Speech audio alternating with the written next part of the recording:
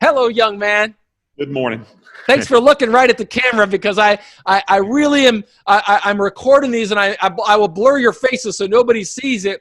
But it's important for me that you and your families and everybody else knows how hard you guys are working to transform your mindset in your life, because that's what worked for me. You know, I learned from leaders, from people who've done it. And I'm not trying to say I'm a leader, bro. I'm simply saying this is what I learned from them. This is how it helped me. And would love to be an ambassador for the messages that I learned from leadership. There's just too many bad messages about how to live in jail or prison, and it keeps this cycle of failure going. I don't want that for anybody. So your name again is? It's Brian. Brian, talk with me about what stage in your life we're going to be talking about with regard to demonstrating the right attitude. Okay. This started for me 14 months ago when I first came to jail. And I was, much like he said, I felt like I was lost. I left a family, two parents I took care of, and a wife, two stepkids out in the world, kind of at the mercy of disease. My dad has cancer and my mom has dementia. So we were caring for my parents as well. And I basically, because of my addiction, I had to decide if how I would proceed from that point. And so I made the decision. I looked for easy ways out up until that point in my life. I always have, and I recognized that. So I determined the right attitude for me was I was going to wake up every day and do everything I could to improve myself, to learn about my addiction, first of all. So I signed up for the drug program. I got up every day and went to class for the drug program. I took part in the discussions. I was a sponge. That's the way I saw it. This was my job. I couldn't work out in the world anymore. I've always been, I'd always been the one that worked and earned the money. So this was my job now, is to learn as much about my addiction and then work on reading books, understanding trauma, anything that I could do to increase my knowledge and to change my attitude, because I had to give up on the other thing I realized was I couldn't control anything that happened out in the world. The only thing I could control is what I'm doing here for myself and about myself. That is what I focused on. I told my family, I talk to them every day. Obviously, everybody in here knows that I'm on the phone with my family. But, my wife, my parents, my brothers, but I don't try to influence what happens out there anymore. I let them know what I'm doing for myself, the things that I'm trying to change about me that I've learned. And so that, like I said, each day, and I try to make sure that I do everything I can to say, is that the easy way or the hard way? Because the easy way is almost always the wrong way. And for me, that is very specific about what I'm trying to do to change myself. So hold on. Let's explore something. So I'm going to ask you the same question that I asked Cole. If you're looking at it that way, Brian, and you're talking about a complete mindset shift, right? You're talking about I've transformed my life. I'm going to ask you to reflect back now, because you said you've been there for 14 months. Right. Tell us, on a scale of 1 to 10, where has your adjustment been with regard to your attitude? I think in terms of my attitude, I would probably put it up about an 8. Okay. Yeah, because why is it an 8? Well, I have, like I said, I've worked on, and specifically meditation was one of the big things that I found was a help to me in terms of learning to control my mindset, to understand my thinking, and to be able to see it for what it was, instead of just reacting to things, to take the time to step back and respond to them in a different way. And so I practice meditate. I meditate at least twice a day for 30 minutes.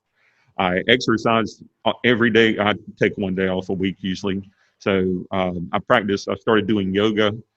And I feel like the difference that has made in my ability to just not let my thoughts go out of control.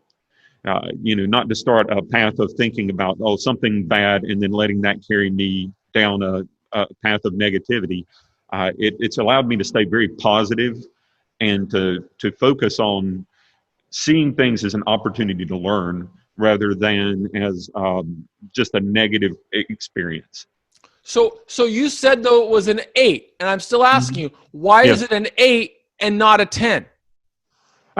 Okay, not a 10, because I think a 10 is, to me, is like the ultimate goal. That's almost something that's not necessarily attainable, but it's what you shoot for. And I feel like I can always do a better job. I still have my moments of negativity, or where I have to really struggle with like controlling my thoughts, especially if it's something that happens out in the world.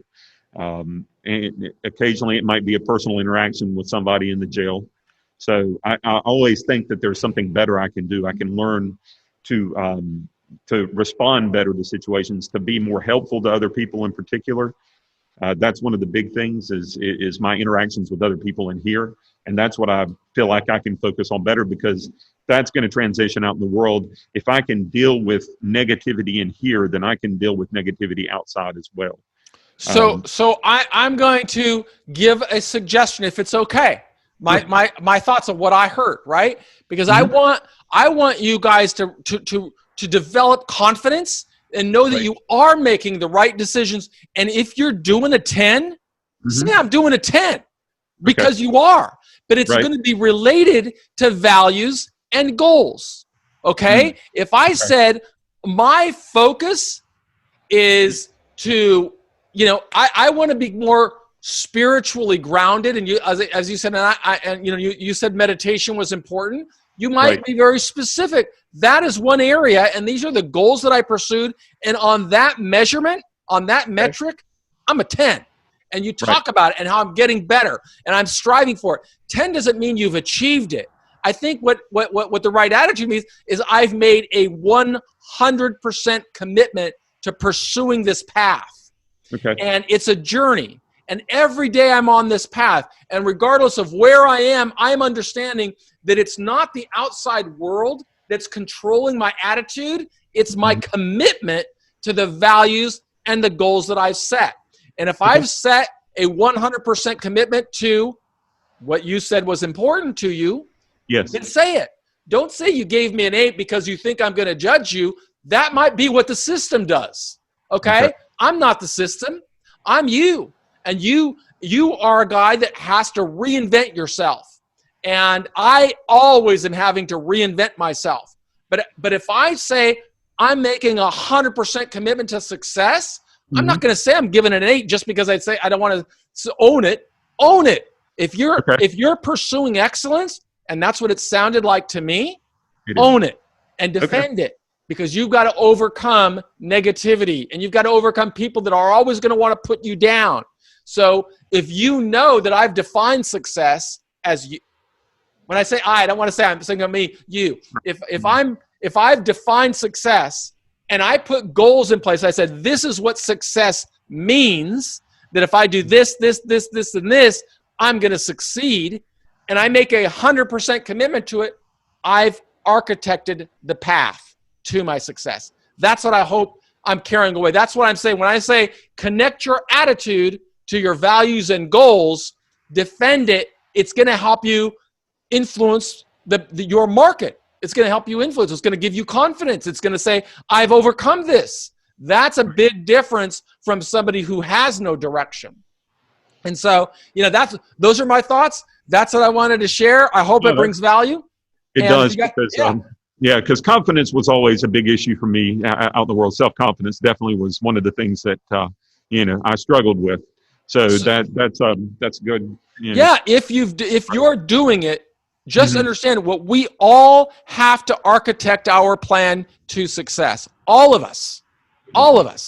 And we have got no shortage of people, whether we're in jail, in prison, released from jail or prison, we have no shortage of people who are going to tell us that we can't do it, that it can't be done, that you're a failure, that you're a felon, that you're this or you're that. You got to pick yourself up.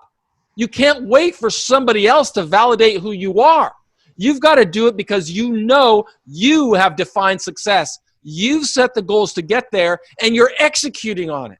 If you're not executing on it, then say that. Okay. But if you are, then you're the captain of your own ship. And that's how we restore confidence. That's how we get our dignity back. And I know it's tough when somebody else is passing you a food tray through a slot, and it's tough when somebody else is telling you to stand up for count. But you've got to say, I know where I am. This is not who defines me. I'm here temporarily, and I'm going to go on and build my life. And I hope that's helpful. It does. Thank you. Thanks.